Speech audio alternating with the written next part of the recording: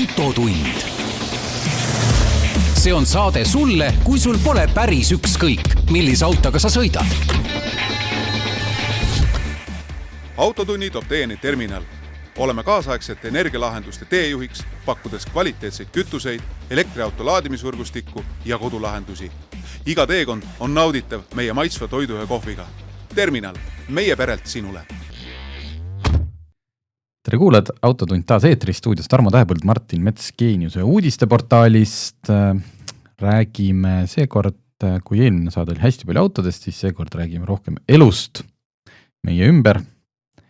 Räägime direktiividest, aga põnevalt. Räägime rahunemispeatusest, loomulikult veidike mopeedidest. Ja saate teises pooles tuleb küll Alan Vaht, võib-olla võtab kellegi veel kaasa ja me räägime kütuseturust, me räägime kütusehindadest, sest ma saan aru, et tänapäeval saab vist neid, eks see kütuse ja nafta hinna ennustamine on alati olnud raske, aga tänapäeval on siuke puhas kristallkuuli teema, sest me kunagi hommikul ärgates ei tea, mida üks mees teisel pool lompi on välja mõelnud ja mida üks mees teisel pool piiri siin teeb ja ühesõnaga see kõik on nagu väga veider.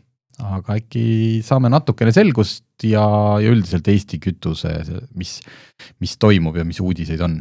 Pole ammu kütuse hinnast rääkinud, sest tegelikult see on päris stabiilne. Nagu Muret vaata ei ole olnud viimasel ajal, ongi vaatad 1,5 natukene peale, ei ole 1,8, siis ei ole nagu need karvad selja peal turris ja siis nagu väga ei pane tähelegi, see on tükk aega juba niiviisi. Ja just, et me ikkagi kunagi oli väga korra nädalas või paari jooksul sai ikka teha kütuse hind taas, mingi rekord, ükskõik kummale poole, kahjuks tavaliselt oli üles poole.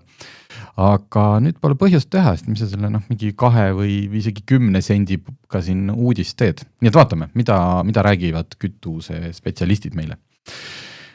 Aga mis siis minul sellest nädalast meelde jäi? Kuidagi on hakanud silma jääma jälle need, või tegelikult jäävad, aga tuli rohkem teemaks need erinumbrimärgid. Kas need 2 pilti, mis sa meile hommikul saatsid? See hommikune pilt, jaa, see oli ka.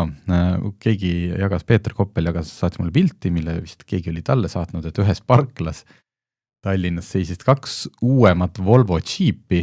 Ma ei vaadanud, kas need olid XC60, XC90. Üks oli 60 ja teine oli 90. Just. Ma vaatasin järele sellepärast, et ega tegemist ei ole mingi Photoshopiga, sest see nägi täpselt nii välja. Ja ma käisin registris ja need autod on tõepoolest olemas ja nad olid seal põhimõtteliselt kõrvuti ühe number oli 777 sad ehk kurb ja teine oli 777 cry ehk nutt.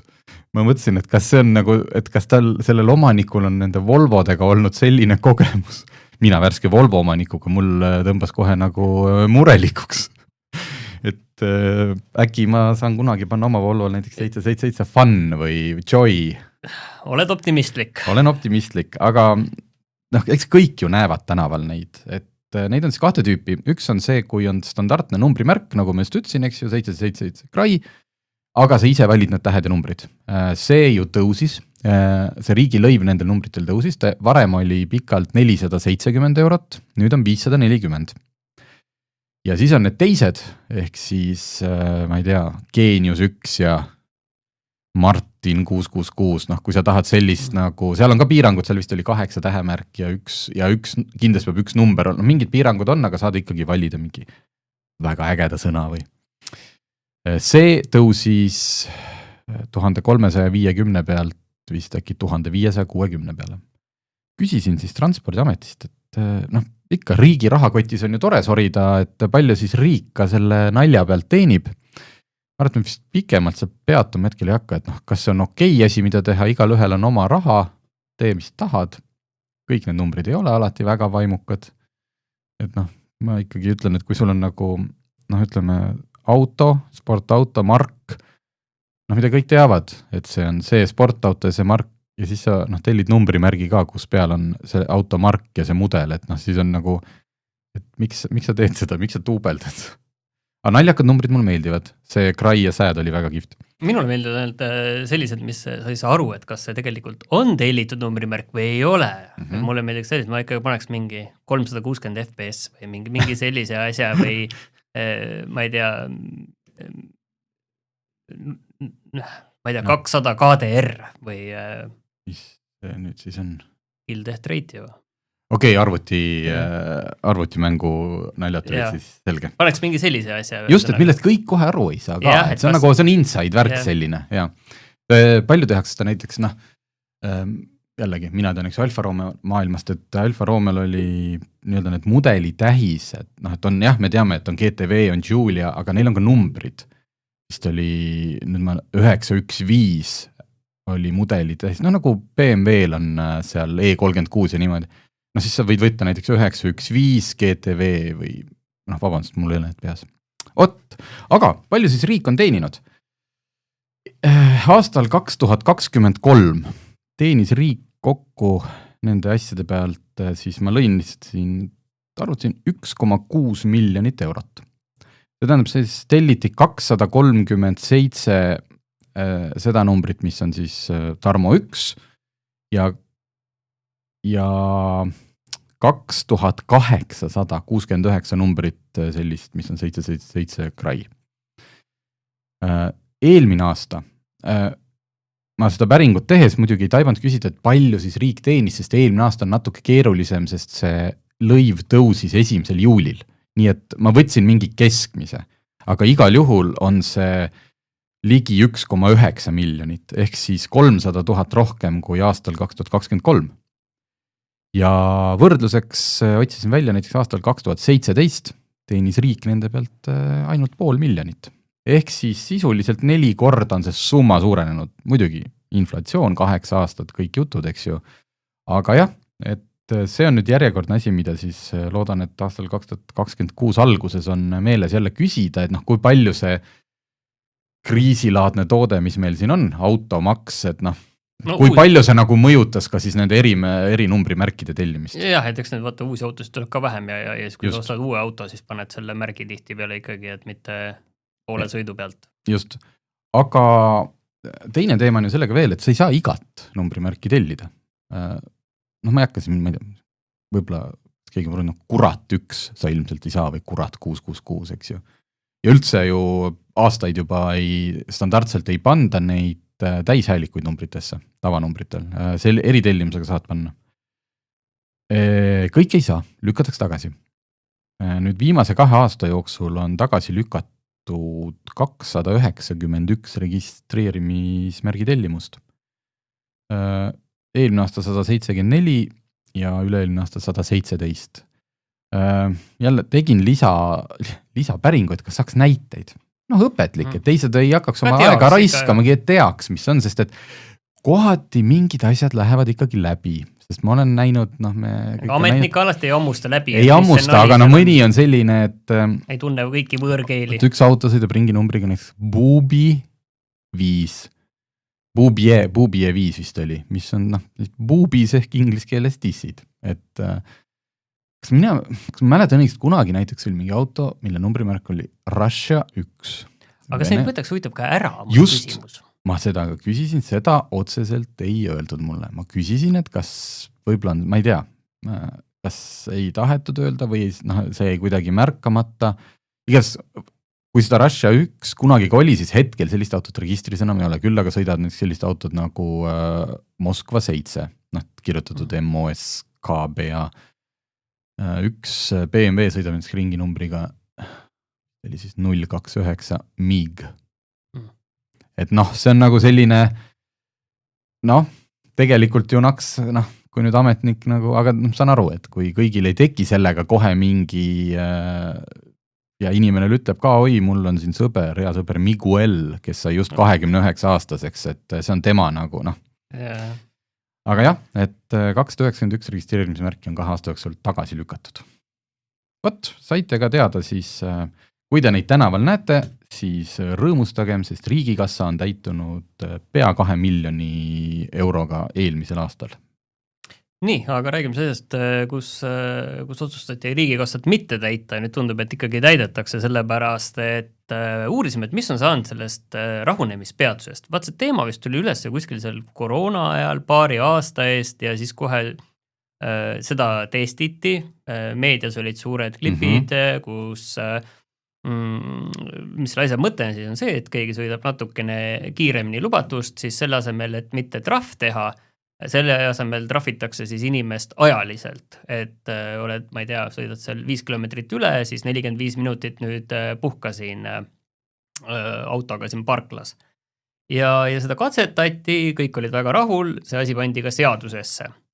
Ja nüüd nagu seda praktiliselt on mingi kuulda, nüüd uurisime, et mis siis sellest saanud on, ja selgus, et tegelikult politsei vaates ei ole nagu eriti praktiline asi tegelikult. Ja et kokkuvõttes sellega täna edasi ei minda, sest see võtab liiga palju aega. See võtab ka tegelikult politseinikad liiga palju aega. Selle asemel, et sa teed selle trahvi ära ja kõik ja minema, siis keegi peab valvama, keegi peab seal tegutsema. Mäletad, seal olid tablood suured, kus tablool oli kirjas, et näed number 777 sääd, sina pead veel 35 minutit siin ootama, ootama nii kaua, kui su aeg seal nulli tiksub, Keegi peab selle ekraani sinna viima, need numbrid sisestama, keegi peab selle ekraani pärast ära viima, pluss sa saad teha seda ainult ju kohtades, kuhu sa saad need autod ohutult seisma jätta. Sa ei saa neid ju lihtsalt maant äärde nagu kuskile kruusateele üksteise järel niimoodi panna. Ja nüüd oli umbes niiviisi, et ma saan aru, et ma ei tea, kõik puhuvad reidi raames seda kasutatakse, sest tegelikult ju on see lubatud alkoholises 0,2 ja aga see on nagu nii, seal ongi see, et see on nagu ma ei ole sellest isegi täpselt aru saanud. Et ei jääks kellegile kõlama, ei ole Eestis 0,2 lubatud, aga Eestis on 0 tolerants, aga 0,2 on see mingi veapiir, et kuni 0, kui sul on, siis ei tehta trahvi, aga ootama pead ikka. Just, sa pead ootama lihtsalt, et ükskõik, kui see oli mingi viga seal, mis iganes põhjus. Keespiirisöönd või mis iganes. Jah, et siis selle mingi mõnekümne minuti jooksul peaks see siis olema ikkagi lahtunud ja võid edasi sõita. Ja aga nüüd on ikkagi selge, et seda nüüd ei kasutata edasi, et kuna lihtsalt ei ole nagu praktiline, ei ole nagu mõtet. Jah, mul ei ole selle kohta nagu selles mõttes otsest arvamust, et eks see, kas ma näiteks valin trahvi või selle istumise oleneb selgelt, eks ju, sellest konkreetsest hetkest. On sul ka kiire lennujaama või mitte? Just, või see, et kui ma olen lihtsalt, mina ei tea, olin tähele pannud, sõitsin natuke kiiremini, olen teel tööle, ma võin see 45 minutit selle arvuti välja võtta ja teha seal parklas ka tööd, et säästa mingi, ma ei tea, 50 eurot, loomulikult ma istuks ja ootaks. Arvestades seda, et need trahvid on läinud ju kõrgemaks, just, siis tegelikult... Just. Aga pigem on see, et siin, ma saan aru, et seadus võeti vastu, et siin ei olnud nagu ühtegi seadus, mingit sellist ootamatut takistust, aga need põhjendused, miks see lõpuks siis ei lähe töösse, on nii loogilised, et kuidas seda kogu selle protsessi, seda testiti, see suruti seadusesse ja keegi siis ei mõelnud, oot, kuulge, aga politsei peab siis ka istuma seal, et see kõik tundus nii, mida siis üldse siis analüüsiti ja testiti, kui mitte seda? Jah, raske öelda sellepärast, et kui sa olid ületanud 20+, siis ei olnud seda varianti ja nendele olnud, kes olid alla ja tegelikult politsei veel 2023 aasta lõpus või 2024 algus ütles, et nad plaanivad sellega 2024 edasi minna ja siis kuskil tõmmati pidurit, ma saan aru, et see on tegelikult vastikult ressursimahukas ja politsei on kõigilt nendest ressursimahukatest asjadest pigem proovinud loobuda, aga sellist projekte on tegelikult erinevaid asju veel, mille kohta tasuks meil uurida. Siin on mingi mõte startupiks, sest asi on ju seaduses sees, lihtsalt nupumehed töötage ruttu välja, pakkuge politseile välja süsteem, eks ju, kuidas jälgida, äkki inimene võib istuda selle aja mingil muul ajal rahuneda. Muul ajal.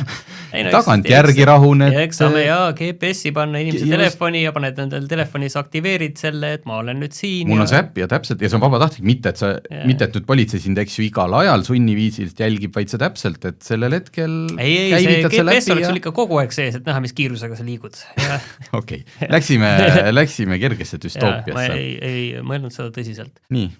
Ma ei tea, mopeedi värk oled sa siia kirja pannud ja siin tuleb neid uudiseid ja asju tuleb niiviisi ja austades natukene, olles nüüd ise ka neid punased väikseid mopeede siin näinud liikluses, austades mul siin Tallinna vahel autoga liikluses tuleb natukene ikkagi, ma ütlen otsa, ma olen olnud umbes 3 korda tähelepanelikum kui muidu varem, sest tegelikult siin just oli mingi juhtum, kus üks alaealine tüdruk sõitis pöördel otsa või ükskõik kumba pidi see oli, vahet pole ajaliselt, ei tohiks nende mopeediga sõita, sõitis otsa ühele autole või üks auto sõitis talle otsa, et natukene tekib tõesti selline tunne, et siin, kuna alaealised ei tohiks sõita, kõik nad sõidavad, sest keegi ei kontrolli seda otseselt, sa hakkad seda kasutama, siis natuke on ikka hirm endal lihtsalt, et ma ei taha ju kellelegi otsa sõita lihtsalt. Jaa, kirjutasin sellel teemal ka tigeda arvamusloo, lihtsalt see on see, et ma tegelikult ise väga pooldan kõiki neid rendikergliikumist jätkuvalt, sest see on mugav viis Tallinnas liigelda. Aga see, kuidas, ja ma olen aru saanud, et ma loodan, et ma ei ole nüüd siin nagu nii-öelda Tallinna linnavõimu poolt kuidagi ära tinistatud, selles mõttes, et saan arvata, et Tallinna linnal ei olegi, näiteks just nende mopeedide osas siiamaani, nüüd kohe räägime sellest, Tallinn ütles välja ka, mis piirangud nüüd tulevad, see, millest me siin varem ka rääkisime, et neil ei olegi midagi teha, et kui nad hakkaks ise kuidagi ütlema veel, kus, et see mopeed sõita võib, ma ei tea, umbes sõiduteel ei või, siis nad läheks liiklusseadusega vastu olla, et Tallinna linn ei saa mingitest asjadest üle minna, et natuke ongi siuke käe laiutamine, okei. Nad nüüd võtavad ikkagi selle määruse vastu ja ütlesid siis, kuidas nad seda asja piirama hakkavad. Siin on keelatud, tuleb suurenevad parkimispiirangud, et ei tohi parkida ühissõiduki peatuste, kõnniteede, sildade, tunnelite juures. Ettevõtjad on kohustatud valesti pargitud sõidukid 3 tunni jooksul ümber paigutama. Kui on saadud see päevasel ajal, öösel see ei kehti. Suurendatakse neid kiirusepiiranguid vanalinnas, koolide lähedal 10-15 kilti tunnis, haridusasutuste ümber, nädalavahetuse öötundidel maksimaalne lubatud kiirus 17, selle 25 asemel. Ühesõnaga, tehakse.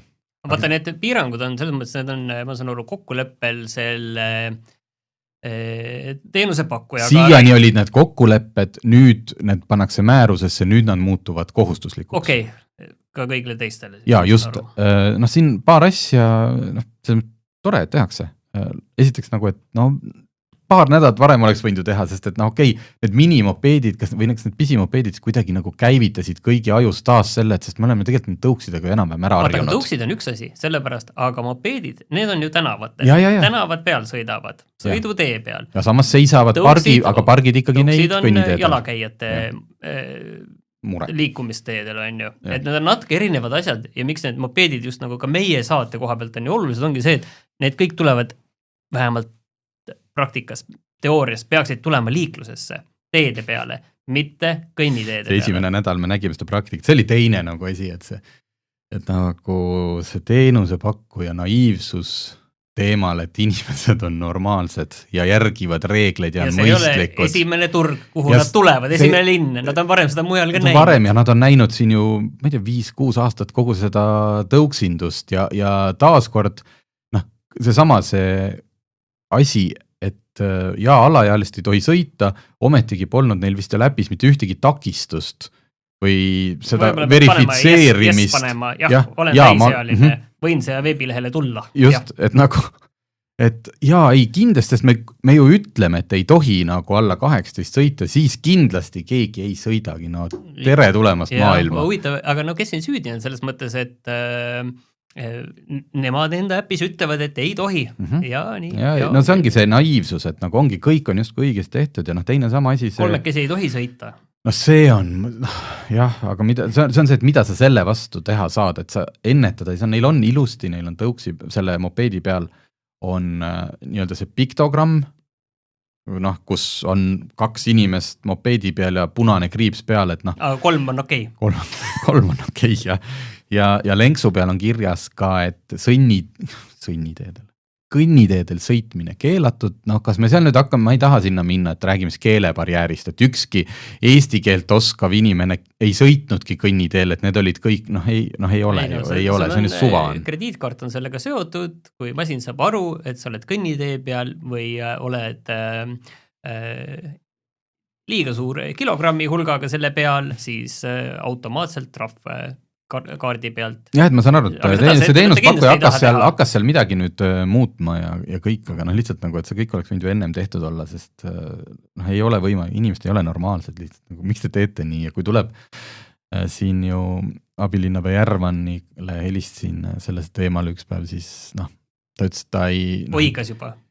Ei, toona ei olnud need mopeedid veel tänavale jõudnud, lihtsalt ta ütleski, et see määrus on vaja ruttu vastu võtta nii olemasolevate teenusepakkujate kui ka nende, kes tulevad, et neil oleks juba teada, mis on mängureeglid.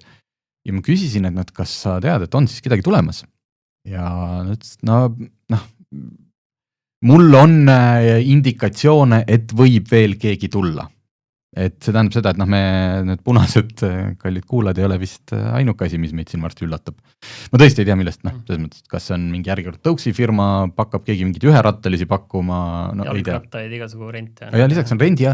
Rendi üherattalised oleks päris hea rent nendele, see nõuab veel rohkem väljakutset või sõitmisoskust kui tegelikult see mopeed. Aga vaata see, kuidas see nagu eristab nagu tüüpi inimesi, mina ei ole kuulnud, et need roosad jalgrattad, kus pole isegi elektrimootorit või ka Bolti elektrirattad kuidagi, alati kui me räägime sellest probleemist, on sõna tõuks, sest et seal rahulikult vajutad ainult gaasi, aga niipea, kui sa pead ise väntama, see jalgratas on kuidagi natuke nagu soliidsem asi. Et sellega nagu keegi nagu ei lollita. Nendega ikkagi hoolimata sellest, mis mulje vahepeal või ajakirjandusest ja sotsiaalmeediast teada, siis jalgratastega on siiski ühiskond 150 aasta jooksul jõudnud juba harjuda. Nii et vaatame, kuidas see asi siis laheneb, loodame, et see määrus, siis ega siin ei ole, siis ei jäägi teenusepakkajatel on muud üle, et kui nad ei suuda, sest et natuke on see, seal on need geopiirangud siis kiirusele ja kõik, et kuigi jällegi, eks ju aasta on 2025 ja tehnoloogia on ju meeletult arenenud, kuskil päikesüsteemi servas juhime mingit, mis oli Voyager või kes see seal põrutas juba sinna Kuiperi vöösse või aga teisalt, see GPS-i täpsus on mõnikord, et kui sa paned autol nagu GPS-i, paned siit punkti ja sa pead mingi 10 meetrit sõitma, et see GPS saaks aru, kus sa oled ja selleks hetkeks oled sa ristmikul just valesti pööranud. Lidarid peale kõik ja nagu San Francisco sisejuhtivad Waymo autod, saavad kenasti hakkama, siis lidar peale igale tõuksile. Et ma saan aru, et selle kiiruse piirangu ta enam-vähem tajub, seal ei ole võib-olla meetri täpsusega, aga parkimise osas küll, et kuidas et kas ma siin võin või ei või juba see, mõnikord ma olen seda Bolt Drive'i autot pidanud mõnes parklas ja siis ootad, et see GPS saaks aru, et ma juba olen õige koha peal, et ma võin selle sõidu siin lõpetada. Nii. Aga teeme nüüd pöörde, teeme 360 kraadi pöörde määruse juures direktiivi juurde. Vassarraks, kui põnev. Püsige meiega, me räägime, see on väga oluline direktiiv.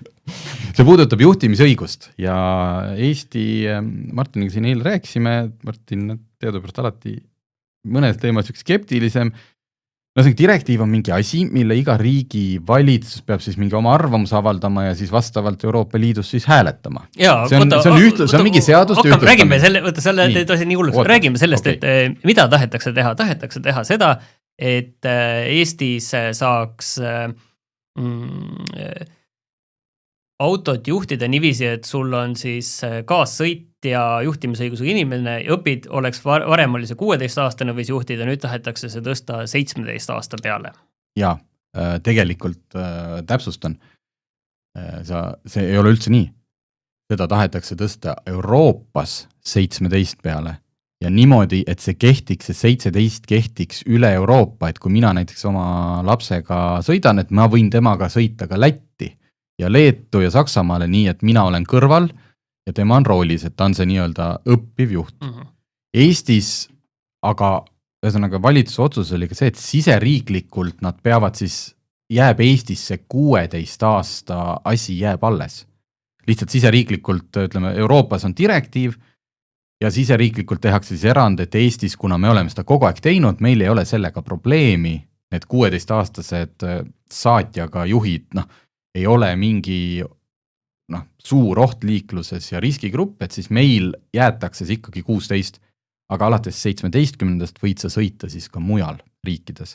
Ja kui sa oled teinud selle nii-öelda lapseload, mis sa teedki siis Eestis, kui oled tubli õpilane, siis saad juba 16-aastaselt kätte, siis kui sa saad 18, siis selle uue direktiivi järgi sa ei pea enam tegema uut eksamit.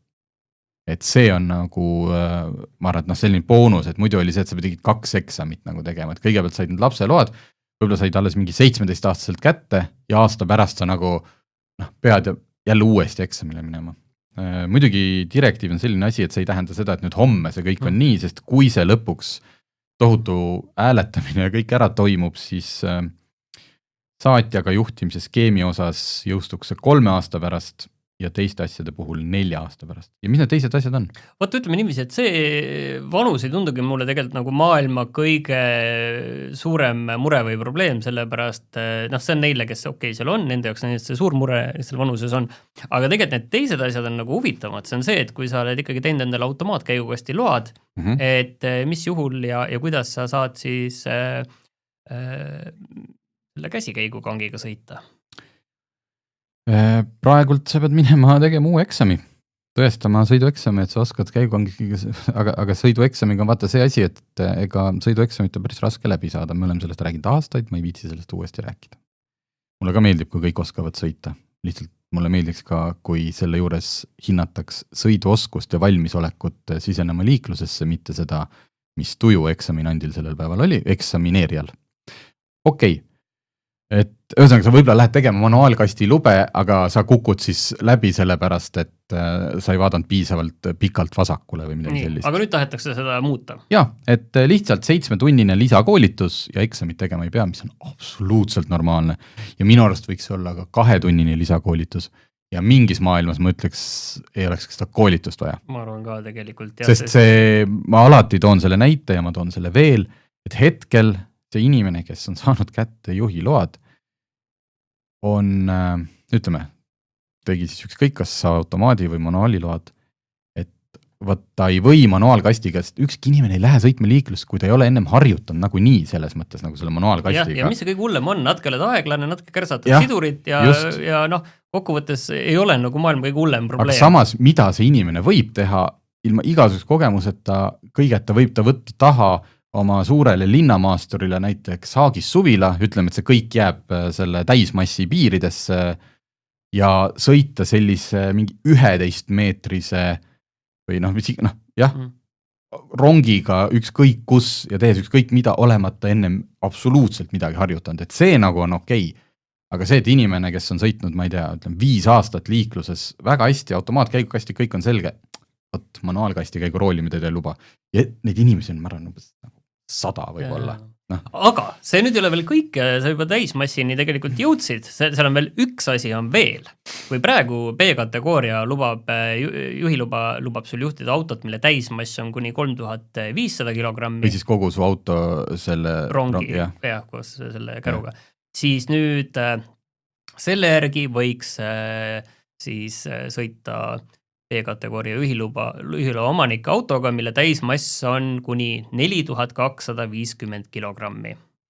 Aga, ainult üks aga on seal, seda võid teha autoga, mis kasutab alternatiivkütuseid. Ehk siis friikartuliõli, mis see on, metaan, vesinik, tegelikult tuumajõul. Just jällegi asi, millele me ei ole veel vastust saanud, kuigi me küsisime ja kuidagi seda jällegi, eks ma ei oska küsida, ma küsin nagu segas. No siin on nagu see fundamentaalne küsimus. Mis asi on alternatiivkütus? Ja tegelikult me teame, mida mõeldakse. Tegelikult on ka see ju, et mis eristab nüüd seda juhtimisõigust sellest, et ütleme, et sõidad selle bensiinimootoriga ja sul on 3500, sellest, et sul on 4250.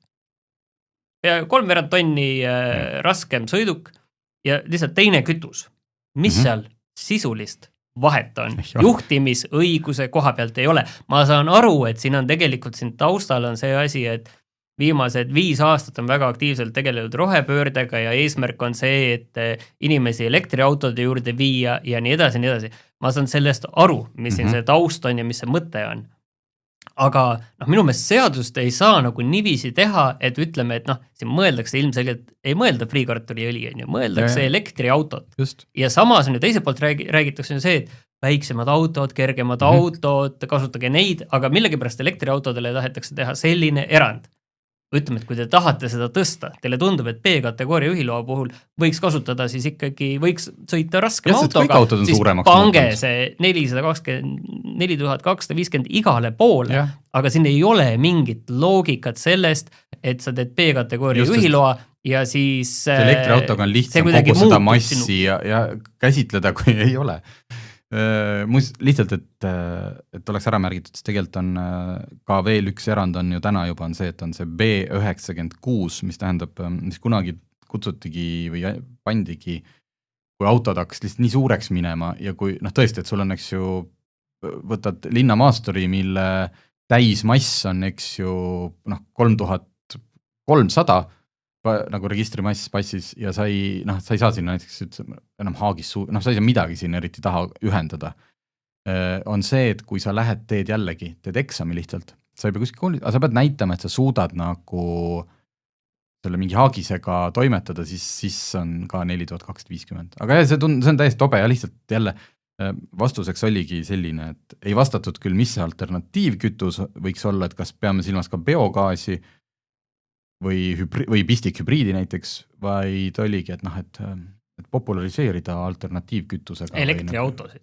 Sisuliselt elektriautosid, jah. Et nagu, jah, et ei ole loogikat, et nüüd just, kui sa oskad sõita, seda juhtida, seda hästi rasket nagu massi. Ja tegelikult ka ju enamik tänaseid elektriautosid jääb sellele 3500 kilogrammile kenasti on ju alla.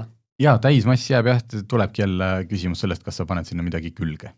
Jah, et tegelikult meil ikkagi... Ummerhev, ehk siis ummerise või mingi see elektriauto, see ei... Jah, selle asemel, et ikkagi neid piire nagu, ütleme, Euroopa Liidu üleselt niiviisi laiemaks venitada, peaks ikkagi inspireerima, ütleme, et sellist tehnoloogiatööstust selle koha pealt, et kuidas muuta akusid kompaktsemaks, kergemaks ja nii edasi. Et pigem nagu seda poolt, mis tuleks nagu kõigile kasuks. Ja 2 asja oli selles direktiivi, selle asjas veel ütlen hästi kiiresti, et pole midagi arutleda. Üks on see, et digitaalse juhiloa kasutuselevõtt, mis oleks olemas sul nutitelefonis või muus digitaalses seadmes. Muidugi jääb alles ka füüsiline juhiluba, kes ei taha nutiseadmeid kasutada. Ja see on jällegi, et see on Eestil nagu pooleldi nagu on olemas, et Eestis sa tegelikult ei pea juhiluba kaasas kandma, juhul kui sa suudad tõestada oma isikut kas siis ID-kaardiga, aga jällegi, et sa ei saa üle piiri, kui sa Saksamaal politsei sul juhiluba küsib ja seda ID-kaardi annad, siis on vist nagu vanglasse minek, et siis ei saa. Ja teine asi on, et juhiloa kehtivus pikeneb seniselt 10 aastalt 15 aastani. Hästi põgusalt on, ma võtsin seda direktiivi lahti, saad aru, see oli 132 lehekülge. Kõikide lisade ja asjade. Aga nüüd sa mõistad, miks ükski ametnik, kui sa küsid selle tema käest, et miks siis, mis see alternatiivkütused tähendab, vastab sulle sellise lihtsa lause, et elektriautosid populariseerida, et saad aru, et ega mul on see tunne ka, et mure on see, et ega Eestis ilmselt liiga paljud inimesed seda pole lugenud, samamoodi nagu liiga paljud inimesed pole lugenud seda, et pooled poeparklakohad peavad olema aastaks 2027, siis on ju... Elektriauto laadimise võimekusega või? Mitte võimekusega, vaid kaabelid peavad olema sinna veetud. Okay. See isegi, aga kaabel on see kõige peenem kaabel üldse, et tegelikult, et suva, mis see võimsus sealt tuleb, see ei ole oluline, aga lihtsalt, et kaablid oleks veetud ja sinna ka kunagi löödi tempel alla ja nüüd avastati, et see aeg ongi kohe varsti käes, et hakkame nüüd neid poeparklaid üles kaevama ja sinna mingeid tammi juhtmeid sisuliselt vedama. Ühesõnaga lihtsalt see juhiloa kehtivus, ma arvan, et see on 10-15 okei, aga ma eeldan, et seal direktiivis on kindlasti sees, et äkki sa ikkagi kuidagi tervisekontrollis pead nagu käima siis tihedamini, sest see on, ma ei usu, et sa nagu käid tervisekontrollis ja ma ei tea, 70-aastaselt kõik on timm ja siis kuidagi eeldatakse, et sa 85-selt võid ka veel kõike nagu seda teha või ma pakun, et seal on mingi tohutu hulk erandeid. Et... Aga jah, mina pean juuni alguses juhiluba vahetama. Homme lähen tervisetõendit taotlema. Loodan, et läbin selle. Palju maksab tõend tänapäeval? Mis arvad, ma ennem nagu uurin välja selle vahet seal on Lähed kohale ja maksad? Jah, et see ei ole, et ma ei saa minna otsima odavamat tervisetõendit või tegema... Ei, ma just huvi pärast mõtlesin, mis see tänapäeval on. Eks ma võin siis pärast öelda. Aga nüüd siis kutsume siis kütusemehed ja räägime siis, kas ja kuidas meil see värk hakkab olema siin lähiajal. Ja nüüd on tulnud stuudiosse taas Kuldar Asman, kes on e-terminalist ja Alan Vaht, kes on nüüd siis Terminal Energia nimelise ettevõtte juhatuse liige. Ja me räägime kütustest, me räägime kütuse hindadest, me räägime maailmaturust, kuhu see kõik liigub. Siin on nii juba juba ma nägin Alani Facebookis, et mina läksin ühe uudise, kuidas ma ütlen, ühe pressiteate mitte õnge, aga ma eeldasin, et eks ju, et üks Eesti teine suur kütusemüüja teab, mis ta, või eks analüütika või ennustused ongi selline, et ühed näevad nagu turgu ühtemoodi, teistmoodi, ütlesid, et võt, need ja need põhjused on, et hind vist hakkab tõusma, mille peale nägin Alani postitust Facebookis, kes ütles, et kus ta siis tõusma hakkab. Et räägime sellest, et mina ei tea, teeme ka mingid ennustusi või natukene globaalpoliitilist. Räägime Eesti kütuseturust, sellest, mida siis te seal nüüd välja mõtlesite. Aga enne seda me räägime autodest. Siin saate esimeses pooles polnud autodest juttugi, ainult kommunaalteemad, aga siin enne saadet meestega rääkides selgus, et me saame rääkida ühest autost põgusalt. Ja jätame kõrvale praegult kõik nagu selle, ütleme, poliitika ja selle autofirma omaniku ümber keerleva, vaid Kuldar ja tuli siia uue model, Tesla Model Y-iga. Et iseenesest on Tesla autod, elektriautod on üldiselt, tegelikult nad on ju head, ega need muidu ei oleks maailma kõige müüdum elektriauto, mida miljoneid tarnitakse ja Model Y on saanud lõpuks, kas Tesla puhul on raske nagu isegi öelda, et kas see on nagu uus mudel või hästi põhjalik mudeli uuendus. Kui sa nüüd ise oled sellega, sa oled eelmisega ka sõitnud. Ja nüüd uuega, et ma tean, välimus on teistsugune, esituled on kitsad kõik, aga mis seal veel muutus? Ja, see on sisuliselt on tegemist väga põhjaliku mudeli uuendusega. Et see tähendab siis seda, et just kui nii-öelda osa autost ei samaks, aga nad võtsid väga põhjalikult selle muutuse ette, alustades välimusest, lõpetades veermikuga. Näiteks, et ma ise kuulasin selle peainseneri ja disaineri juttu ka sellest ja pärast seda proovisin autot, et see vist vastab tõele ka, et näiteks vanema Y-ku üks põhiliselt muresid oli see, et oli üsna jäik, aga uuem on juba sarnaselt Model 3 uuendusele on päris pehme ja väga hea vedustus üleüldiselt, et silub päris hästi konarused ära, aga samas kurvis nagu liialt ei kaldu. Ja mida nad tegelikult rääkisid sellega, et kuidas nad selle saavutasid, oli see, et nad tegid kõik jäigad ühendused võimalikult jäigaks ja puksid nagu pehmemaks ja siis tegid vedustus ka natuke pehmemaks ja see aitas tekitada selle efekti, kus auto tundub nagu raskem, aga samal ajal nagu siuke hästi stabiilne ja pehme. Ja muus osas uuendati siis ka mürasummutust, tal on oluliselt vaiksem kui vana, siis muidugi kaotati ära käigukang, aga seekord ei alles suunatulekang, mis kusjuures minu jaoks oli natukene jällegi, ma olen nii palju sõitnud nende Tesladega, kus enam kang ei ole, ja siis mul on juba see lihasmälu tekkinud, et kui ma tean, et kui mul käigukang ei ole, järelikult ei ole ka suunatulekangi. Ja siis ma kogu aeg klõpsisin neid teisi nuppe seal rooli peal ja vastupidi, kui oled harjunud, et sul Teslal on suunatulekang, sa oled harjunud, et on käigukang ja siis samamoodi rapsisin selle käigukangi juures tühja, et mul on nagu valepidi lihasmälu juba tekkinud nende teiste Tesladega. Aga kui selle inseneriga räägitakse, tuli siis juttu, et kas miks Model Y-il siis suunatulekang jäi või pandi siis äkki arenduse viimases faasis tagasi, et kas ikkagi tagasiside või ma ei tea, mingid valitsuse nõudmised või miks see seal alles on? Ta ise väitsid, et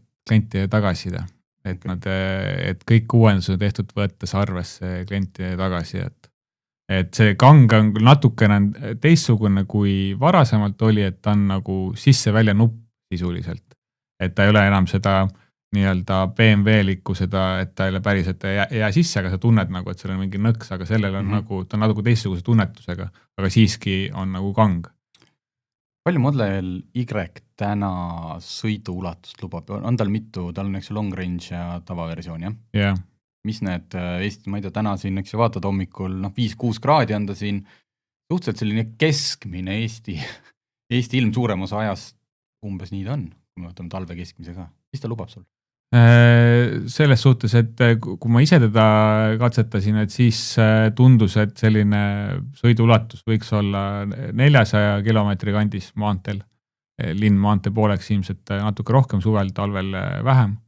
et ta on nagu efektiivsem kui vana mudel, et minul siin tuli keskmine 15 kilovatt-tundi 100-le isegi. Vanaga pigem tuli 17 kanti, kui proovida. See on juba üsna suur muutus isegi. Suur tal aku on? 77 umbes. Tesla ametlikult ei avalda aku suurust, aga öeldakse, et vist on 77. Okei. Ja laadimisvõimsus, kiirus? See on neil kuni 250. Aga see on siis Tesla Superchargeris või saab ka siin? Saab ka siin. Et hiljuti tuli neil tegelikult päris hea uuendus, mis ka meile laadimisoperaatoritena on tegelikult päris kasulik. Et nüüd sa saad 3. osapoole laadijatesse navigeerides ka akut soojendada. Sa paned navigatsiooni, see lõpuks tuli? Jah, et sa paned navigatsiooni sisse, et e-terminal Mustakivi näiteks ja siis sinna sõites hakkab soojendama akut. Okei, see on väga oluline. Selle saavad teised Teslad ka ilmselt, jah? See on kõikidel Tesladel. Ja see tuligi mina tarkvara sõitsin uuendusena. nüüd eelmine talv, see on peaaegu üle 1,5 aasta tagasi, siis kui see uuenenud 3 tuli. Mis see lisanimi oli tal? Highland. Vist oli Highland. Yeah. Et siis oli küll, ta hakkas Tallinnast minema ja juba ta ütles, et kuule, käime ikkagi sealt Turkust või kuskilt läbi, et muidu Otepääle ei jõua. Et siis ta ei tundnud veel, vähemalt see Tesla ei tundnud ära nagu seda, et kuidas saada, tahaks mulle rääkima ainult Tesla Superchargeritest. See on endiselt alles, et ta ei suuda nagu reisi planeerimisel, ta ei võtta arvesse 3. osapoole neid, aga kui sa ise tead, et näed, et seal Mustakivis on laadija, et sa siis paned ise selle sisse, siis ta soojendab. Okay. Aga reisi ta planeerib endiselt selle Superchargerite alusel. Nii. Tere ka minu poolt, mina sellega sõitsin nüüd eile õhtust kuni tänaseni, annan selle täna Kuldarile tagasi. Kiidan, mida ma olen ennemgi öelnud, et mis on Teslade puhul nagu fenomenaalne ja hea.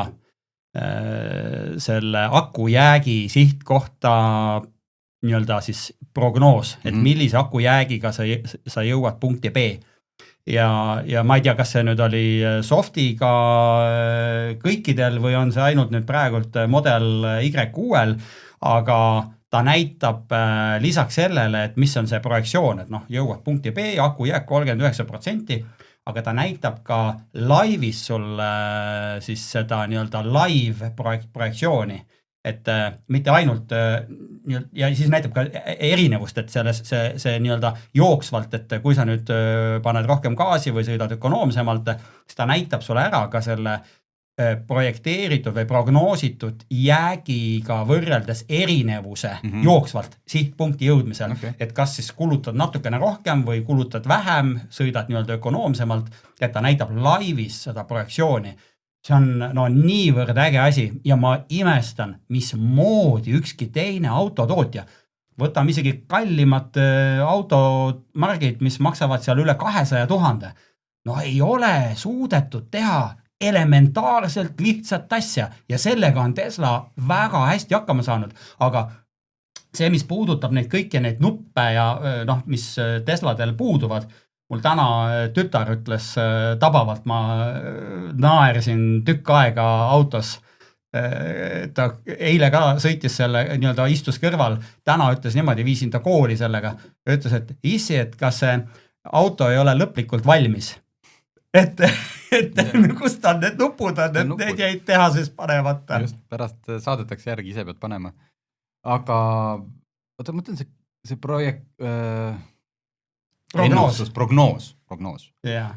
Aga kas see ei ole, sest Mersul on ka minu arust, ta näitab seda, et mis su akuga saaks maksimaalselt, juhul kui sa hakkaksid ökotama, ja mis saab see, kui sa hetkel sinu nii-öelda hetkestiili näitab, olen ära testinud, jõuad kohale ja tegelikult on seal ikkagi aku jäägi sula ehk et kilomeetrite läbisõidu sula.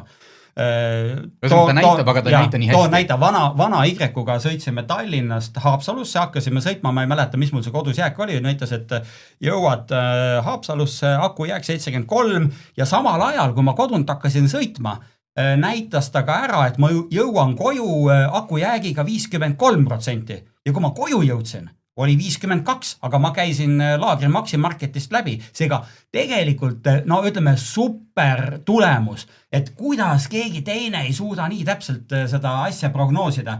Et absoluutselt võtad ühe või teise auto ja vaatad, mis ta algselt prognoosis ja kui kohale jõuad, vaatad, mis see aku jääk on. Tegelikult on seal ikkagi selline, 20-30, mõnel autol isegi 40% on sellist läbisõidu kilomeetrite sula. Tesla paneb briljantselt, täpselt, ma ei tea, koha täpsusega. Fantastika. Okei. Kuhu uue Y hind jääb, jättes nüüd taas, me keegi ei tea, mis juhtub, mis tariifid kellele kuhu tulevad? Kas ta on odavam kui ennem Y oli, on ta kallim, on ta sama? See hind on sisuliselt sama. Nad muutsid seal 1000 kandis seda natuke kõrgemaks nagu ikka uue mudeli puhul, aga ja tollid tegelikult ei tohiks seda mõjutada, sest et Y tuleb Berliini tehasest, et toodetakse Euroopas. Mis see hind siis umbes on? 4-veolise long range'i hind on kuskil jäänud 55 000 eurot, aga tagaveoline baasmudel hakkab seal 49 000. Okei, no väga suur vahe poole, siis ilmselt on see 4-veoline long range ikka see, mille peale minnakse. Jah, see on kõige eriti täna, kui pole enam vaja mõelda, et see elektriauto ostu toetus, et kui palju mul, kui kallis see auto võib olla, et nüüd võid osta lõpuks sellise auto, mille tahad. Täpselt nii, et seal ongi see, et tegelikult Y-kul see 4-veoline long range on kõige populaarsem ja seal ongi see tagaveoline väike aku tegelikult natuke jääb väikseks Y puhul, et ta on küll okei, aga samas jälle Model 3 puhul see tagaveoline väike aku on jälle paras, et sa käid selle uuega, käid isegi Tartus ära Tallinnas tagasi laadima. See suhtes on igal autol oma aku nii. Okei. Nii, see oli esmaülevaade Model Y-ust, vast teeme Autogeenius autolehe proovisõidu ka millalgi ära. Aga mis me siin oleme välja lubanud, rääkisime elektriautodest. Täna tulid siis Amteli müüginumbrid, ütleme Eesti automüük jätkuvalt parem kui jaanuaris ja veebruaris, aga see on ka väga madal latt, millest üle hüpata. Et eelmise aastaga võrreldes, eelmise märtsiga oleme mingi vist 47% kukkumises ja kogu esimene kvartal oli vist 55. Ma hiljuti tegin analüüsi, ma enam neid numbreid ei mäleta. Jaanuar-veebruar oli üldine autode, siis mitte ainult uute autode registreerimist ma ei vaata, vaid ma vaatan ka sisse toodud esmaregistreerimised, ehk et räägime uued ja ka kasutatud autode siis esmaregistreerimised, mis Eestis tehakse. See oli kukkunud eelmise aasta jaanuaris ja veebruaris, ma nüüd ei mäleta, mis kuu. Jaanuaris oli tugevam kukkumine, järsku oli 66%, veebruaris oli 60%. Ja kui me muidu mõtleme, et siin eelmisel aastal pandi kõvasti hagu alla, et et elektriautode müügid kiratsevad ja entusiastid on kõhu täis saanud ja rohkem ostjaid ei leidu. Ja see selline uute esmaregistreeritud autodest aasta keskmine number oli seal alla 5% või midagi sellist.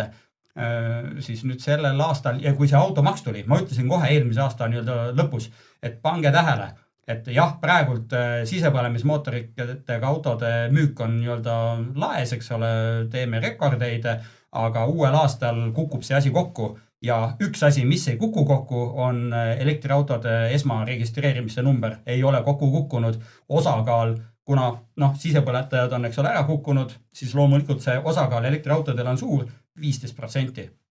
Tegelikult elektriautode müük paneb samamoodi edasi. Jah, märtsis küll oli 8,5, elektriautost kokku 82, me räägime siis uutest, sest et see kasutatud autode statistikat Amtel niimoodi ei saada, seda ma pean alati ise eraldi küsima, et see võtab aega. 82 autot ja ma mäletan siin eelmine aasta suhteliselt stabiilselt need elektriautod tiksusidki kuskil 100, siis oli 120, mõni kuu oli 90 autot kuus, et sellega võrreldes see 82 on täiesti nagu, okei, et märtsist ma räägin siis praegu. Aga kui me siin purjetame nagu nii pikka koostööd ja ma teen igakuiselt seda ülevaadet, Amtelil on ühendnumbrid, järgmine kord ma võtan omad numbrid kaasa, mis ma just jälgin seda, mis on esmaregistreerimised Eestis. Kõik kokku, nii uued kui ka need, mis sisse tuuakse. Aga kas sa küsid neid või sa saad neid kuskilt? Ei, ma tõmban nad ise avaandmetest. Ja neid avaandmeid ma vaatan ka. Ja neid ma analüüsin siis võrdluses eelmise aastaga ja jooksvalt, mis see kumulatiivne on. Sul on palju aega, sest mina tõmban neid avaandmeid ka iga nädal. Praegult nüüd see aasta olen tõmmanud lihtsalt huvi pärast, et näha, et mis autost on ostetud. aga vaata, see on käsitöö, sest seal ei ole elektriautot märgitud, sa pead kõik need, nii et õnneks on see müük nii väike praegu. Mul on lihtne, mul on tehtud mudel, ma tõmban uued andmed alla, update in pivoti ja tulemused olemas, minut aega tööd. Okei, sest et jah, et seal on, sa pead hakka mudel, et Audi, eks ju, A-e-tron, A6 e-tron, siis sa pead nagu... Saame selle ülevaate lühidalt teha järgmine korda. Okei, nii, miks ma sellest automüügist rääkisin, siis oligi, et kuna Kuldar on seotud, eks ju, elektriautodega müügiga, et te pakute ka ju elektriautode laadimisteenust, et kuidas siis, natuke Alan nagu siin juba ütles ka, mida ta ennustab, aga kas me näeme elektriautode siis hokistikki ilmselt ei tule, sest et majandus on nagu ta on, aga aasta lõpuks, kui siin on saadud sellest aasta alguse auto mitteostmispohmellist üle, et mis ennustad, mis aasta lõpuks elektriautode osakaal uute autode müügist on? No ma julgen öelda, et me teeme siis absoluutse rekordi osakaalu mõttes, sest sisepõlemismootoriga autode müügid ikkagi kiratsevad sellel aastal. Ma arvan, et see kiratsemine kestab edasi, mitte nii palju, kui ta esimesed kuud oli, aga elektriautode müügi osakaal uute nii-öelda siis esmaregistreeritud nii-öelda autode osas, ma arvan, et me sellel aastal teeme absoluutse rekordi. Ise küsimus, kas me mahult teeme ka uue rekordi. No. Et ma eelmise aasta lõpus prognoosisin, et number tuleb elektriautodel, mis tänavatel sõitma hakkavad aasta vahetusega veidi üle 8000, oli minu prognoos seal 8001 napilt üle. Mõni siin siis selline kellel meeldib pirukaid kirja panna, ütles, et kuule, et ei liigu ju selle 85 000 elektriauto joone peal selle 10. lõpuks. Tegelikult juhtus nii, et kui aasta sai läbi, oli see number 8300 millegiga, et tegelikult panime võimsalt üle. Et mitte ainult ei müünud hästi eelmise aasta lõpus sisepõletajad, vaid tegelikult registreeriti sama hoogsalt ka elektriautosid. Sellel aastal, ei oska, ma arvan, et osakaalu mõttes on tugev elektriautode osakaal. Küsimus on, kui kiirelt ja kui palju tuleb soodsa hinnaga elektriautosid peale. Me juba täna teame, et kas oli Citroenil oli mingisugune mark, mis oli 29 000. Et me tegelikult oleme täna olukorras juba, kus turul on pakkumisi, mille hind on täiesti adekvaatselt numbriliselt võrreldav bensiini diisliautoga. Ja tehke lihtsalt silmad lahti, vaadake ringi ja te leiate väga hea hinnaga ka uusi elektriautosid. Ja, kusjuures just eelmises saates, kes ei kuulanud, tasub kuulata, Margus Pipar rääkis, ta sõitis just Hyundai Insteriga, mis on ka selle suure makuga ja see on 30 000 auto ja see oli väga hea, et kui Citroenis on tegelikult seal on kohti, kus nagu veits nagu saab viriseda või et see pole nagu, saad aru, et see on tehtud soodsalt auto, siis Inster pidi olema jube hea. Ma ise kahjuks siis mõtlesin vahetame üks nädalavahetus, ma ei saanud. Et näiteks jah, et see Inster on üks nendest. Aga okei. Kas te... Ma mõtlen, kuhu ma tahan jõuda on see, et ei tea, mitu laadijat või laadimisotsikut on terminalil? Avalikke siis. 114 oli viimane arv. Keegi just hiljuti siin kuskil oli ka Eestis kokku on, ma tean, et see per auto oli vist äkki mingi, ühe laadija kohta oli 5,4 autot või midagi sellist. Siin on nii, et ma siin sellest on muidugi aega möödas, ma tegin lõid nad kokku, manuaalselt peab täna kahjuks seda kokku lööma, et kui Euroopas kehtib selline määrus nagu alternatiivkütuste taristu määrus. Ja see seab liikmesriikidele kohustuse, et ühe auto kohta peab olema 1,3, 1,6 kilovatti laadimisvõimsust. Okay. 1,6 ühe auto kohta. Tegelikult Eestis on see number veel selline 1,5 aastat tagasi, number oli üle 15. Meil on 10 korda rohkem laadimisvõimsust, kui see määrus ette näeb. Lihtsalt teema on selles, et kui nüüd autode arv peaks kasvama ja laadimistaristu arendamine peaks seiskuma, milleks on erinevaid põhjuseid, siis võib juhtuda see, et kui täna on laadijaid liiga palju, ühel hetkel me võime avastada, kui laadijaid juurde ei panda, siis on laadijaid liiga vähe, sest autosid tuleb juurde. Et see on nagu see küsimus, väljakutse, et kuidas areneb edasi laadimistaristu. ma lihtsalt mõtlen, et nagu äriplaani mõttes just, et hetkel sa räägid, terminal arendab, kõik teised konkurendid, kõik arendavad, aga klientuur on hetkel 8000 autot. Et see peab ikka jube pikk vaade teil olema, või siis see ongi nagu üks põhjus, et kuna see 80 000 auto täitumine võtab aega, et miks te nüüd hakkasite tegema, mis te siin see nädal oli see energia täisteenus, et põhimõtteliselt läheb tankimis või energiafirma läheb koju inimesele, et lihtsalt nagu, et ainult selle 8000 auto pealt ju ei ole mõtet sul kõiki neid 1000 laadijaid siin kellelgi panna. Et kuidas te nagu, kuidas te ellu jääte, on mu küsimus? No eks algus ongi selline raske, et see on tuleviku vaatega äri. Et praegu tuleb ehitada, et tulevikus oleks olemas kohad, kus saaks laadida. Ja see on selline maraton pigem, me oleme alles alguses, et siin on erinevaid takistusi ja erinevaid võite, et aasta lõpus suur võit oli, et lisasime väga palju laadijaid, kiirlaadijaid. Suurim takistus on olnud võrgutasu tõus, et äriplaani tegime, et siis võrgutasu oli 130 eurot amper. Isegi 115, mis see oli. Ja praegu ta on ju 331. Ja see on nagu 1,5 aastaga tõusis. Et see on ikkagi päris, ja see oli väga ootamatu, et see nii hullult tõusis. Oleme tegelikult riigiga suhelnud, et nalja teete või? Ühe käega seate eesmärgiks, et tuleb elektritranspordil üle minna ja see suurepärane kliimakindla majanduse seadus järsku oli leheküljel 87, et 40. aastal on Eesti teedel enamus autosid elektriautod. Meil on selleks vaja taristut, siis nendest tänasest taristust, mis ma just nimetasin, et 1,6 kilovatti ühe auto kohta, no siis see, mis täna on seal võib-olla 16, võib-olla on isegi 20 kilovatti ühe auto kohta, siis see number langeb kolossaalselt.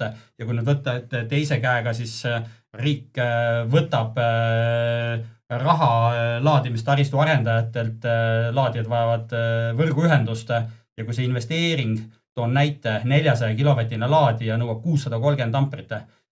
Kui 21. aastal see maksis 87 000 eurot, 87 000. Täna maksab see 207 000 eurot. Ja kui me sinna võtame, et Euroopa siin andis mingisuguseid toetusi, ka võrguühenduse toetus 20 000 eurot, aga kui palju meil on kasvanud, eks ole, võrgu investeeringu kulu 87 000 207 000. Ja vaata, see on küsimus. Mina ütlen, et see on kõige suurem takistus elektritranspordi arengule, sest kui taristu ei edene edasi ja ühel hetkel ongi see, et lähed ja sõidad, loodad, et saad laadida järjekord, eks ole, tekib see sama sotsialiseerumise teema, mis oli kunagi siin aastaid tagasi. See on probleem ja ma ei saa aru, mismoodi meil niimoodi poliitikat tehakse. Täiesti jabur. Jah, et seal kui alustasime, siis laadi, 150 kilovatise laadija ja liitumishind oli enam võrdsed. Praegu laadija hind on langenud, liitumishind on tõusnud, et saab praegu isegi 4 laadijat juba ühe liitumishinna eest. Et see on päris karm. Okay. Aga kui sa küsid nagu niipidi, et kuidas nagu ellu jääb, et ongi, ega mina ei kujuta ette, mismoodi need ainult laadimisteenust, avaliku laadimisteenust pakkuvad siis ettevõtted ellu jäävad, eriti peale seda, millele sa juba viitasid. Siin kolmapäeval tulime väga ägeda asjaga välja, et sisuliselt me pöörame pea peale 3 suurt turgu. Üks suurem kui teine. Laadimise turg ei ole väga suur täna, aga sisuliselt see, millega välja tulime, kus me pakume põhimõtteliselt energiat Netflixi kuumaksu põhiselt, ütleme paralleeli tõmmates. Ja me oleme kokku õmmelnud kütuse tarbimise, elektri tarbimise, mis on kodumajapidamine, vajab elektrit, ja elektriautode laadimise. Ja see on fenomenaalne läheneda asjale hoopis teistmoodi. Et kui me täna näeme ja oleme näinud väga palju aastaid seda, kuidas nädalavahetustel käib hirmus ralli erinevate kampaaniatega. Mobiiliäpiga meil 8 senti. Selle lahendusega meil 10 senti nädalavahetusel. esmaspäeval enam seda kampaaniat pole. See, millega me välja tulime, on see, et me õmblesime kõik need teenused kokku. Tooted, kütuse, elektri majapidamise, elektri laadimise ja sisuliselt pööramegi turu pea peale 3 turgu. Ma ütleks isegi nii, ma mõtlesin sellele nii, et kui see kurikuulus kohtumine toimus Ukraina presidendi ja USA presidendi Trumpi vahel, kus lihtsalt Ukraina president kahetsusväärselt halba positsiooni pandi, eks ole, oma mingite väljapressimistega. Ja öeldi, et teil ei ole kaarte, siis sealt paralleeli võttes selle sama revolutsiooni tegemisega ütlen nii, et meil on kaardid, aga nendel ettevõtetel, kes tegelevad ainult laadimisteenuse pakkumisega või kes tegeleb ainult elektrimüügiga või need kütusemüüjad, kes tegelevad ainult kütusemüüjaga, nendel ei ole täna kaarte. Kõik kaardid on meie käes. Me oleme täna seisus, kus meie teeme reegleid, et mismoodi äri tehakse nendel 3 turul. Okei. No. Kõlab väga võimsalt, aga me kusjuures vältisime selle asjaga välja tulemist 1. aprillil. Mõtlesime, et pagan küll, pärast mõeldakse, et see on mingisugune aprilli nali, aga tulime 2. aprillil. Ja need ongi kuumaksupõhised programmid või energiapaketid, üks on nupukas ja teine on Pro ja sa saadki päriselt tankida, laadida elektrit nupuka paketis -10 sendiga kilovatt-tund või kütusel -10 senti liitri kohta ja Pro paketis -15 senti. Nii liitri kohta kui ka siis laadimisel kilovatt-tunni kohta. Okay. Fantastika, sa ei pea enam jooksma mingisuguste nädalalõpu kampaaniate järgi ja kliendi sääst, kui ma võtangi, seal on omad mahupiirangud, et nupukal on 100 liitrit, mida me selle soodustusega anname ja Pro paketis on 300 liitrit, on küsitud, aga miks need piirangud on?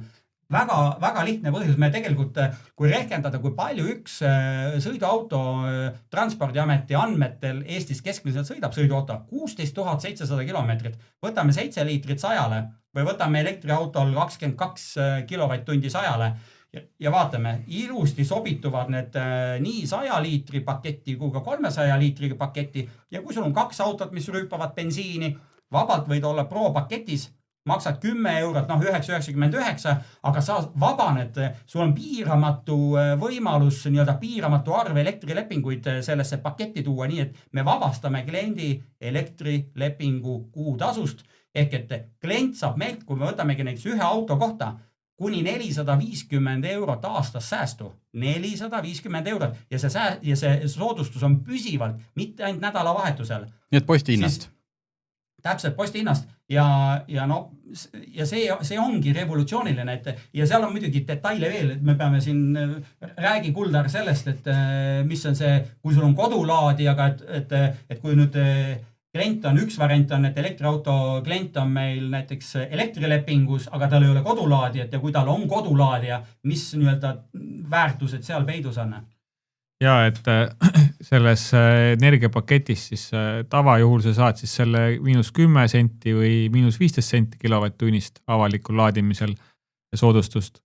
Aga kui sul on meiega see laadimisleping, millest me eelmine kord rääkisime, see on siis 2 varianti, et kas sa laad siis tööautot kodus või siis sul on see pole kodus fix ja laadimisel börs variant, et siis me võimaldame ka seda, et sa saad avalikust laadijast koduse hinnaga laadida.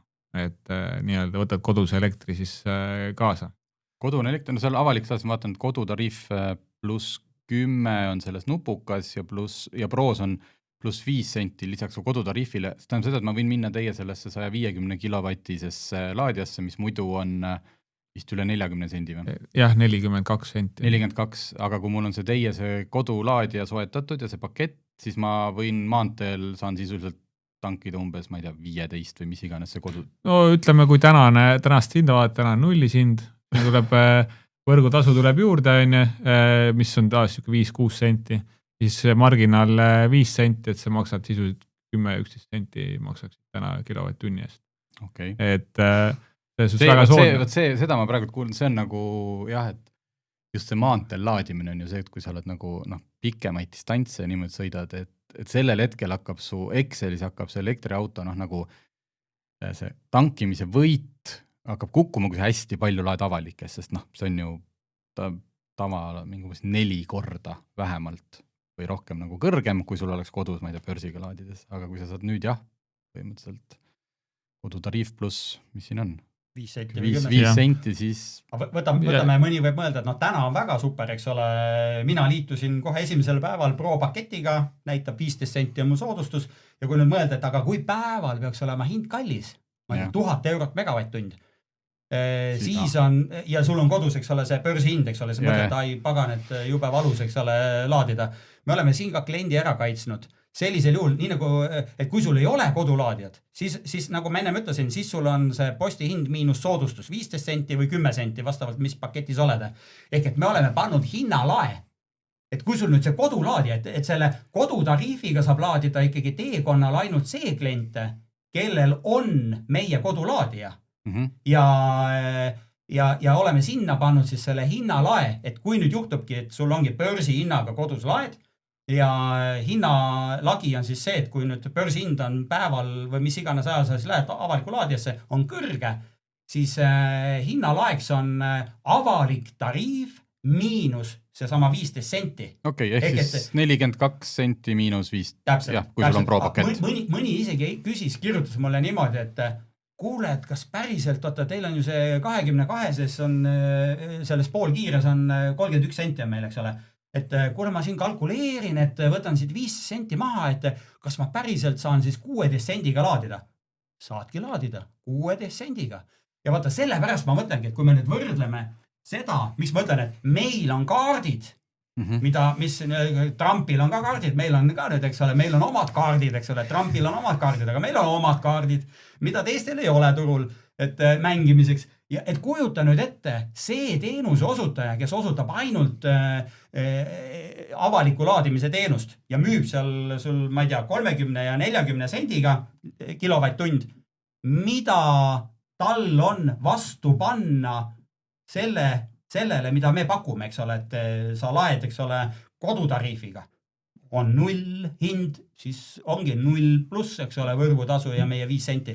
Et selles mõttes, et ongi, meil on kaardid, mida nendel teenusosutajatel, kes ainult seda teenust osutavad ei ole, või võtame teistpidi, et elektrimüüja, kes tegeleb ainult elektrimüügiga. Elektriturg on kõige kehvem turg üldse, kus äri teha. Seal on niimoodi marginaalid ära lihvitud, ja see, millega me saame kliente enda juurde meelitada, võtad oma enda kodus elektrilepingu. Ühe juures või teise juures, ma ei tea, aasta peale võib-olla erinevus on, euro oleneb, kas sa elad kortermajas või eramajas, eks ole, euro, 10 eurot aastas.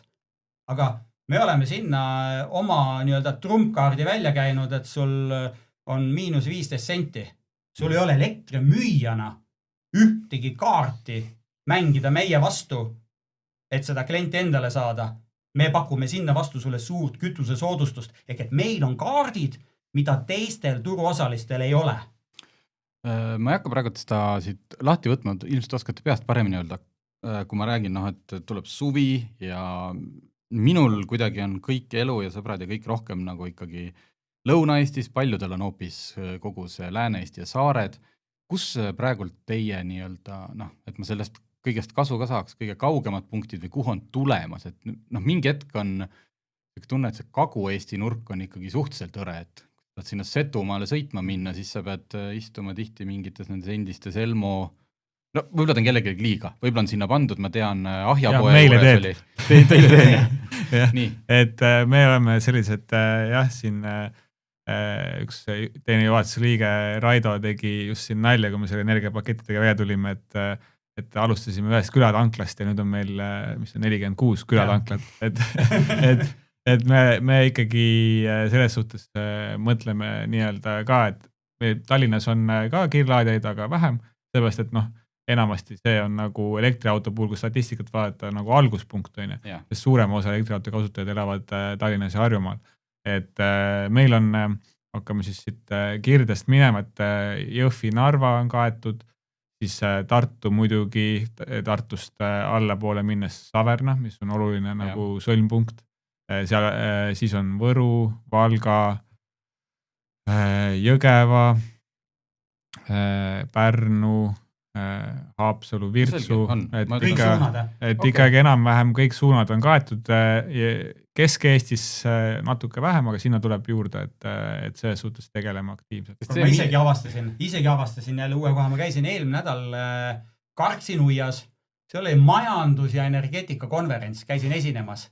Läksin elektriautoga. Terve see küla nii-öelda keskus, kus see toimus, oli ta kultuurimaja või mis ta seal oli paksult autosid täis. Kõik olid sisepõletajad. Ma ütlesin, et jumal tänatud, aitäh, et te tulite, eks ole, et me saime teile kütust müüa. Mina läksin niimoodi, et ma läksin Kärknast läbi ja siis läksin siis sealt Võrtsu ülevalt läksin siis Karksinuiasse ja sattusin Nõo tanklasse. Ma ei olnud kunagi käinud terminali Nõo tanklas. Pöörasin sisse. Teadsin, et laadija on seal olemas. Mul ei olnud vaja laadida, sest ma panin Kärknasse täis, eks ole. Aga sisuliselt avastadki Lõuna-Eestis, et meil on siin Harjumaal on meil tankleid vähe. Harjumaal 6 tanklete. Aga ja ka laadijate osas. Et kui sul on eramaja, sul on kodulaadija siin Harjumaal Tallinnas, sul ei ole vaja siin kiirlaadijat. Harjumaal Tallinnas ei ole vaja. Aga see, mille me ära tegime, on see, et meil on üle Eesti, meil on maakohtades ka trasside peal. Ja vaata, see on see, kus tegelikult on laadimist vaja. Okei, kuule, saate siin sissejuhatuses lubasin välja siis natukene teemat ka nendele, kellel ei ole veel elektriautot, ehk siis kütuse hind laiemalt. Üks asi, hästi, ma ei tea, kas püüame hästi kiiresti vastata, meil hakkab aeg otsa saama sellele näiteks, et kas nüüd tõsteti ampritasu, kas on reaalne, et see praegult, mis on see kiir või ülikiir laadimise standardhind 40-50 sendi vahel, kas see võib hakata kunagi, kui elektriautosid juurde tuleb, et kuidas prognoosid seda hinda, kas see pigem ajaga, sest et ma ei tea, energiahinnad kallinevad, tõuseb või on ikkagi see, et hetkel on keegi peab kinni maksma need amprid ja kõik ja me võime rääkida, ma ei tea, 5 aasta pärast, et tegelikult on see 20 senti. Oskad sa öelda? Minu enda isiklik prognoos on see, et see püsib esialgu pigem stabiilsena, aga tõenäoliselt tulevikus, kui investeeringud on juba pikaajalisemalt tehtud ja autosid on rohkem, siis ikkagi konkurents hakkab seda mõjutama. Okay. Et ja muidugi eks energiahindade ennustamine on üsna tänavate tegevus tänasel päeval, et need pikas perspektiivis võiksid tegelikult stabiliseeruda või nagu veidi langeda isegi. Et selles suhtes, et pigem nad ei tõuse, jäävad samale tasemele ja konkurentsi tõttu veidi langevad. Et see minu enda isiklik arvamus. Ma arvan, et hinda juba konkurentidel langetab see, et eks nad siis hakkavad välja mõtlema, kus nende kaardid peidus on, eks ole, et kui me ikkagi võimaldame kodu elektritariifiga teekonnal laadida, siis ega nendel ei jää muud üle, kui ka natukene, eks ole, hinda langetada, aga nad ei saa nii madalale tulla kui meie. Et natuke oli ajandatud see, et kuna te olete äris sees ja teate, te peate olema kursis ju mitu aastat ette igasuguste erinevate direktiividega, et võib-olla meil kuskil, me teame, et ju mingi diiselkütuse asi on kuskil taustas kumama, Euroopa Liit jälle keerab peale vist on, eks ju. Et kas võib olla, et te teate, et 2028 lähevad mingid asjad nii palju karmimaks, mis tähendab seda, et see tõstab ka elektrihinda, aga okei. Mitte elektrihinda, ütlen hästi lühidalt, mis pigem ma olen mures bensiini diisliauto kasutajate pärast tõuseb bensiiniaksiis 4 aastat järjest sellest aastast alates, tõuseb diisliaksiis veel 3 aastat on ette kirjutatud, tuleb laual on ja vastu võetud CO2 maks fossiilsetele kütustele, mis võib olla 20 senti liitri kohta kuni 80 senti liitri kohta. Seda pole otsustatud veel? See sõltub turuhinnast, mis CO2 hind teeb, eks ole. Okay. Ja see rakendub 2027. Siis on meil taastuvenergia kohustus, mis tänasega võrreldes suureneb 4 korda. ehk et see lisab veel täiendavalt seal kuni 20 senti veel juurde, ehk et see on garanteeritult, et kui see nii Okei, räägime praeguse hinnaga, mis on tanklapostil 1,5. Siis on 2 eurot kuni 2,7 eurot liitriste. Ja võtame siia juurde veel automaksumõju, mis rakendus meil, siis ma näen seda, et 5 aasta pärast, kui sa täna võtad auto liisingusse ja kui kõik need elemendid jõuavad kätte ja sa oma enda tagumiku peal seda tunned, et need asjad on kohale jõudnud ja mõtled, et pagan, kurat, peaks kõik elektriauto peale minema ja tahad siis maha müüa. Ehk et kui kõik hakkavad väljuma ühe korraga sellest, et minna nüüd elektriautole üle, siis võid leida ennast olukorras, kus sul on keeruline bensiini diisliautot müüa. Okei. Jumal tänatud, et me siin mõni aasta tagasi selle 2,3 eurose liitri hinnal ära käisime. Siis me oleme nagu juba teame, mis see tähendab. Ei vajuta nii valusasti see 4 aasta pärast. Täna on nagu odav. Täna on nagu odav, ainult kalla ja talla. Okei, tänane odav. Ühesõnaga siis teine kütusmüüja Circle K saatis pressiteate, kus oli nende analüütika, et see Trumpi ettearvamatus ja seal oli toodud veel geopoliitilisi asju, seal mingid lisasanktsioonid, Venemaa vist pani mingid tehased seisma, midagi tuli sealt Lähis-Idast, et pigem see sunnib toornafta hinda, mis siis alati ei ole, kõik niimoodi otseses seoses, mida Alan on ka siin saates mitu korda rääkinud, ärme võib-olla sinna täna lähe, sest meil tõesti aega ei ole. Aga ütleme, toornafta hinda sunnib tõusule. Sina selle peale ütlesid, et ega ta ikka ei sunni midagi, sina näed asja teistmoodi. Mis sa siis näed, et kas räägime nagu praegult sellest aastast? Ja, et ilma selleta, mida Trump korda saatis tariifide sõjaga, oli juba turg ülevarustatud prognoosi järgi, et kui palju nõudlus oli, kui palju pakkumise prognoosi oli Rahvusvahelise Energiaagentuuri andmetel, oli turg ülevarustatud.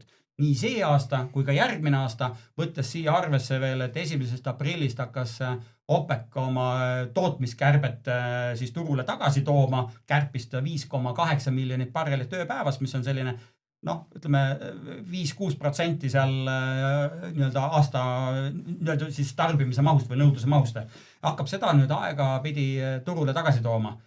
Ja kui nüüd võtta siia nüüd pilti see, mille Trump korda saatis oma tariifisõjaga, mille kohta siin üks konkurent ütles, et kütusehinnad tõusevad, millest ma absoluutselt aru ei saa, et kui majandus saab pihta ja sellest on räägitud globaalselt, et kui on ebastabiilne olukord, ebakindlus, majandus saab pihta, hinnad hakkavad kasvama, inimesed hakkavad vähem tarbima, tarbitakse vähem kütuseid, siis see otseselt mõjutab kütuse hinda, mille suund on ainult alla ja ka eile nägime suurt hinnalangust $20, $30, $40 tonni kohta ja täna on see hinnalangus jätkunud, et igal juhul kõik see asi kokku, turg on ülevarustatud, ebastabiilne olukord, majanduslangus, nõudluse täiendav vähenemine, OPEC-i poolt turule toodavad täiendavad naftavood, see kõik tähendab ainult tarbijatele positiivseid uudiseid, kütuse hinna mõttes vähemalt, et hinnad on pigem madalal kui kõrged. Okei, midagigi positiivset. Tarbijale midagigi siia lõppu. Absoluutselt. Kuigi ma ise kogu aeg ütlen, et kohe aeg läbi ja meil on aeg läbi, aga lihtsalt see on hästi lai küsimus selline, isegi ütleme maailma. Ühesõnaga, mina mäletan nagu lapsest või noorest saati. Põhimõtteliselt räägiti kogu aeg, et varsti saab nafta otsa. Jah. Ma ei ole seda juttu aastaid kuulnud. 95 aasta läksin mina ülikooli õppima soojusenergeetikat, õppejõud rääkisid 30 aasta pärast on gaas otsas, 30 aasta pärast on nafta otsas. Kas siis hinnangud olid vale või nagu ei ole ju tohutult? Täna me oleme ikka selles seisus, et on leitud, avastatud nii palju seda ressurssi sealt maapõuest juurde. Ja vist osatakse ka paremini välja võtta ja kõik see nagu... Täpselt, et pigem on ikkagi nii, et kui ikkagi paika peab see, et minnakse rohkem üle elektritranspordile, mida muide Hiina väga edukalt teeb ja ka Euroopa tahab seda teha ja ka täna Trumpi administratsioon seda ei taha teha, eks ole, aga pigem minu ennustus on see, et nafta otsa ei saa, gaas otsa ei saa, see jääb ikka maapõue järgi ja tulevikus me ikkagi tarbime rohkem rohelist energiat. no selge, sai pikalt, sai laialt ja saime palju targemaks ja siis kunagi minuga kohtume me kuskil mai teises pooles ja siis ilmselt on meil, võib-olla leiame Alanile Kuldarile ka mingi uue teema, mis hambusse anda ja millega meid harida. Aga seniks aitäh, et tulite. Aitäh! Autotunni toob teieni Terminal. Oleme kaasaegsete energialahenduste teejuhiks, pakkudes kvaliteetseid kütuseid, elektriauto laadimisvõrgustikku ja kodulahendusi. Iga teekond on nauditav meie maitsva toidu ja kohviga. Terminal, meie perelt sinule!